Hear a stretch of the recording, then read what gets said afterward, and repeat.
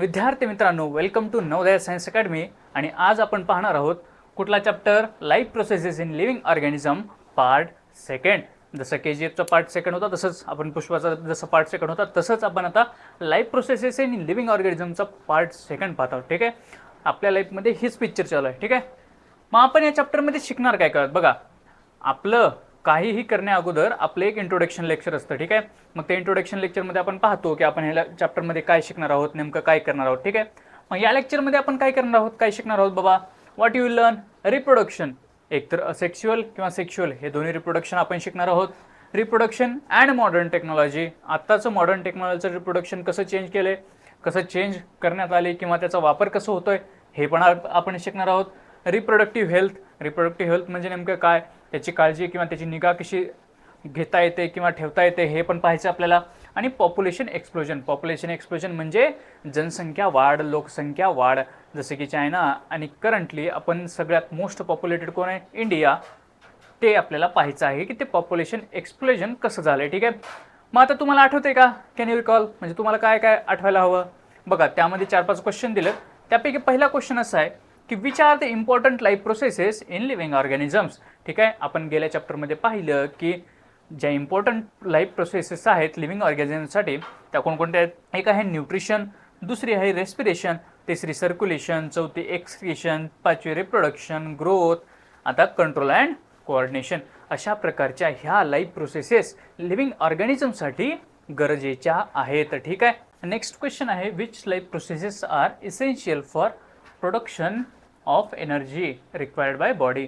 हा एक क्वेश्चन आहे. मग त्याच्यामध्ये मेनली आपण प्रोसेस बघितली रेस्पिरेशनची. त्याच्यामध्ये बघितलं अनएरोबिक रेस्पिरेशन, एरोबिक रेस्पिरेशन. त्यामध्ये बघितले पाथवेज कोणते, ग्लायकोलिसिस, ट्रायकार्बॉक्झिलिक ॲसिड सायकल आणि इलेक्ट्रॉन ट्रान्सफर चेन.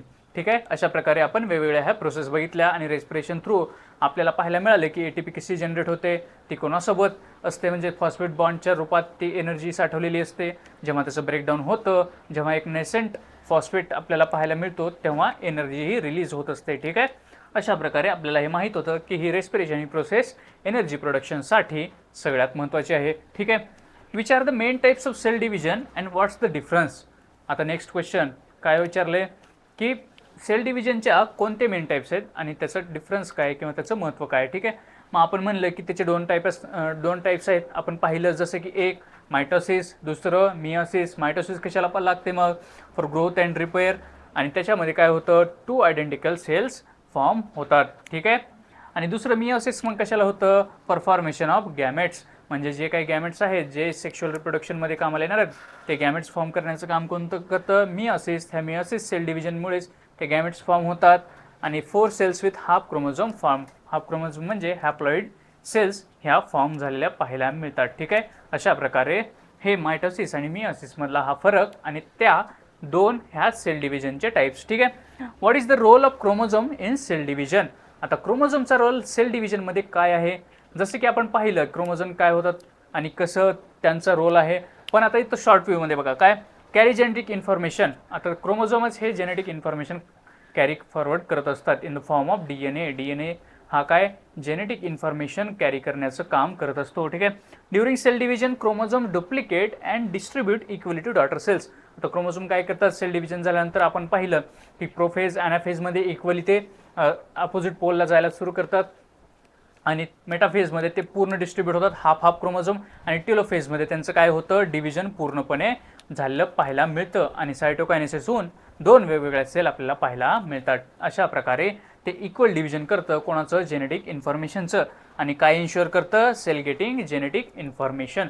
अशा प्रकारे हे क्रोमोझोमचं काम असतं. ठीक आहे, नाव आता आपण चॅप्टरला एक सुरुवात देणार आहोत. ठीक आहे, म्हणजे सुरुवात करून आपण नेक्स्ट चॅप्टरमध्ये पाहूयात की नेमकं काय काय होतं. ठीक आहे, previously seen all life processes those are essential to stay alive. म्हणजे आपण ज्या मागच्या चॅप्टरमध्ये ज्या प्रोसेसेस पाहिल्या त्या अलाइव्ह राहण्यासाठी आपल्याला खूप महत्त्वपूर्ण आहेत किंवा गरजेच्या आहेत असं आपण म्हणू शकतो.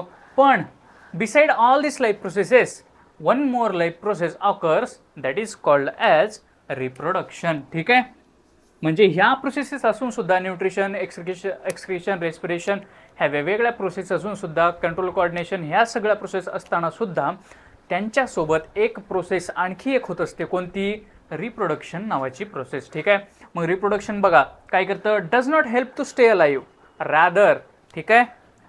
पहिलं वाक्य वाचल्यावर तुम्हाला वाटलं असेल does not help to stay alive, मग ही प्रोसेस होतेच का, ठीक आहे. Does not help to stay alive rather helps to maintain continuity of species of that organism.